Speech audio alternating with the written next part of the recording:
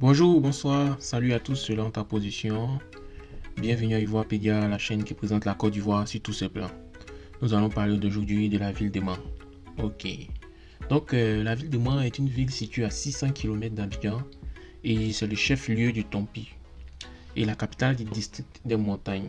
Elle comprend les régions du Guémon et du Cavali. Elle est aussi appelée cité des 18 montagnes à cause de ses nombreuses chaînes de montagnes qui ceinturent. En effet, la ville de Mans est une ville de 4000 km² avec 200 000 habitants. La ville de Mans tire son nom du sacrifice du patriarche Oué. Il a sacrifié sa fille Manlé au début du 19e siècle pour le développement et la croissance harmonieuse de la ville en création. Après la création de la ville, il y a eu la capture de Samori Touré en 1898 par les Français. Et les Français décidèrent de pacifier le Haut-Cavali. Les premiers colons militaires venaient de Touba et s'installaient à l'actuel carrefour de la route du mont Tompi.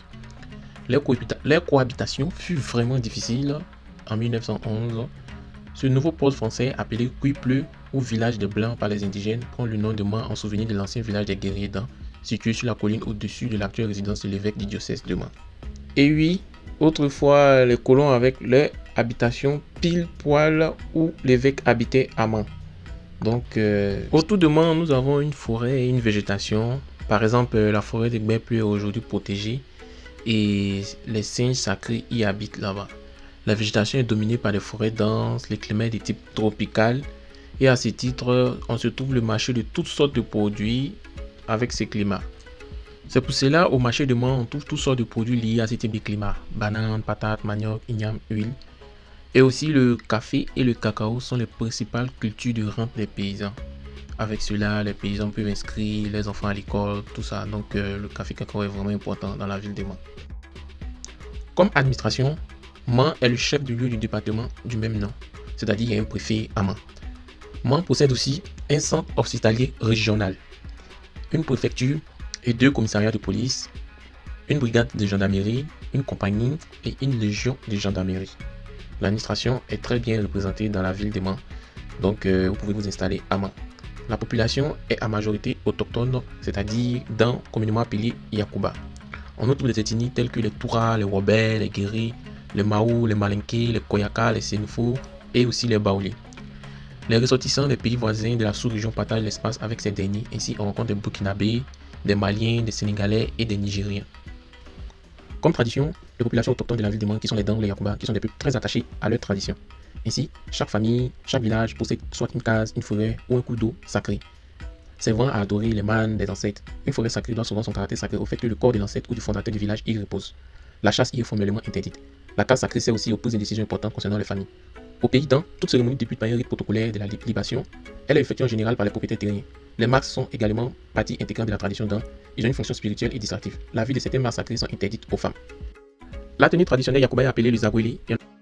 Aussi, les Yakuba sont des peuples guerriers qui vivaient autrefois au sommet des montagnes pour mieux voir l'ennemi approcher. Concernant l'éducation, la ville de Mans possède 44 écoles primaires qui accueillent 14 000 élèves, 2 lycées et 8 collèges pour 11 000 élèves.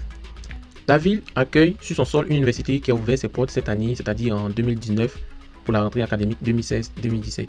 Elle est une des rares villes du pays à abriter une université. Mans aussi possède un lycée professionnel qui figure parmi les meilleurs établissements de ce type au pays, pouvant accueillir 600 apprenants. Au niveau du tourisme, Mans constitue une destination touristique de premier choix en Côte d'Ivoire. En effet, la ville habite de nombreux sites, comme la cascade naturelle des Ada Bleu, la forêt sacrée des Baies Bleues, le Tompi, le Dent de Mans, etc. Et les touristes vont aussi voir les tisserands, les masques, qui font de telle sorte que Mans est la 3e ville touristique du pays. Mans possède aussi des hôtels, des restaurants avec des offres variées, spécialités européennes et africaines. On y mange de tout avec les plats Yakuba, donc nous vous invitons dans les restaurants.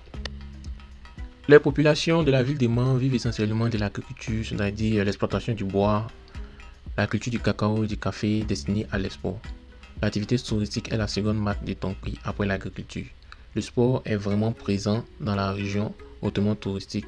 Avec ses nombreux atouts, nous avons le sport de football, handball, basket, amateur. Il existe aussi la ligue régionale appelée la Ligue régionale de basketball des montagnes, le LRBM. Merci d'avoir suivi Ivoirepédia. Rendez-vous dans une semaine pour un prochain sujet. N'hésitez pas à vous abonner, à liker, à partager à tous vos amis. mieux connaître la Côte d'Ivoire. Merci beaucoup.